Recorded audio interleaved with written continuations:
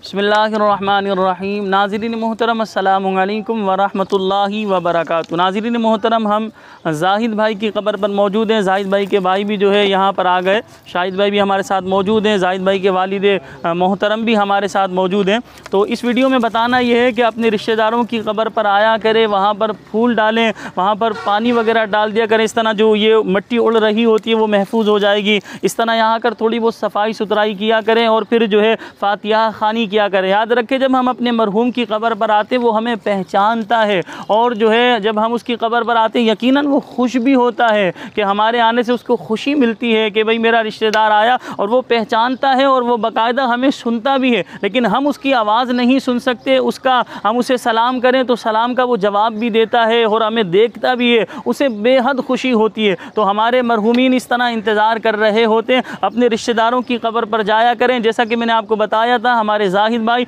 तकरीबन 33 साल की उम्र में अनमैरिड जो है ये दुनिया से रुखसत हुए थे। इनके भाई शाहिद भाई यहाँ हमारे साथ मौजूद हैं। इनके वालिद मोहतरम जो है हमारे साथ मौजूद हैं। तो बहरहाल अल्लाह रब्बुल आलमीन इन्हें सलामत रखे और जाहिद भाई की अल्लाह पाक मग़फ़िरत फरमाए। अल्लाह करीम हम सब को नेक आमाल करने की तौफ़ीक़ अता फरमाए। अस्सलामु अलैकुम व रहमतुल्लाहि व बरकातुहू।